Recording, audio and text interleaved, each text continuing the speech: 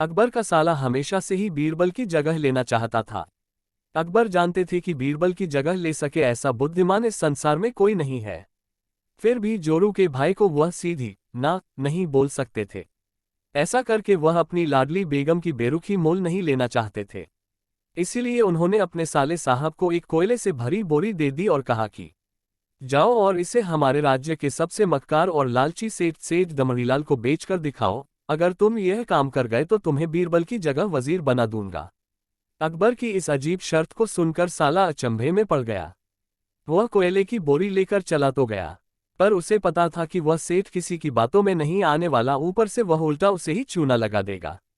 हुआ भी यही, सेठ दमड़ीलाल ने कोयले की बोरी के बदले एक ढेला भी देने से इनकार कर दिया। साला अपना सा मुंह लेकर महल वापस लौट आया और अपनी हार स्वीकार कर ली। अब अकबर ने वही काम बीरबल को करने को कहा। बीरबल कुछ सोचे और फिर बोले कि सेठ दमड़ीलाल जैसे मक्कार और लालची सेठ को यह कोयले की बोरी क्या मैं सिर्फ कोयले का एक टुकड़ा ही 10,000 रुपये में बेचाऊंगा। यह बोलकर वह तुरंत वहां से रवाना हो गए।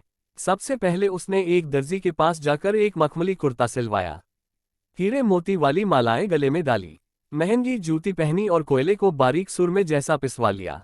फिर उसने पिसे कोयले को एक सुरमे की छोटी चमकदार डिब्बी में भर लिया। इसके बाद बीरबल ने अपना भेष बदल लिया और एक मेहमानघर में रुककर इश्तिहार दे दिया कि बगदाद से बड़े शेख आए हैं जो करिश्माई सुरमा बेचते हैं, जिसे आंखों में लगाने से मरे हुए पूर्वज दिख जाते हैं और यदि उन्होंने कहीं कोई धन गाड़ा है तो उसका पता बताते हैं। यह बात शहर में आग की तरह फैली। सेठ दमड़ीलाल को भी ये बात पता चली। उसने सोचा जरूर उसके पूर्वजों ने कहीं न कहीं धन गाड़ा होगा। उसने तुरंत शेख बने बीरबल से संपर्क किया और सुरमे की डिब्बी खरीदने की पेशकश की। शेख ने डिब्बी के 20,000 रुपये मांगे और मोल भाव करते करते 10,000 में बात तय हुई। पर सेठ भी होशियार था, उसने कहा मैं अभी तुरंत ये सुरमा लगाऊंगा और अगर मुझे मेरे पूर्वज नहीं दिखे तो मैं पैसे वापस ले लूंगा। बीरबल बोला बिल्कुल आप ऐसा कर सकते हैं, चलिए शहर के चौराहे पर चलिए और वहां इसे जांच लीजिए। सुरमे का चमत्कार देखने के लिए भीड़ इकट्ठा हो गई। तब बीरबल ने ऊंची आवाज में कहा, ये सेठ अभी ये चमत्कारी सुरमा लगाएंगे और अगर ये उन्हीं की औलाद हैं जिन्हें ये अपना माँ बाप समझते हैं तो इन्हें इनके पूर्वज दिखाई देंगे और गड़े धन के बारे में बताएंगे। लेकिन अगर आपके माँ बाप में से किसी ने भी बेईमानी की होगी और आप उनकी असल औलाद नहीं होंगे तो आपको कुछ भी नहीं दिखेगा। और ऐसा कहते ही बीरबल ने सेठ की आंखों में सुरमा लगा दिया। फिर क्या था, सिर खुजाते हुए सेठ ने आंखें खोली। अब दिखना तो कुछ था नहीं, पर सेठ करे भी तो क्या करे।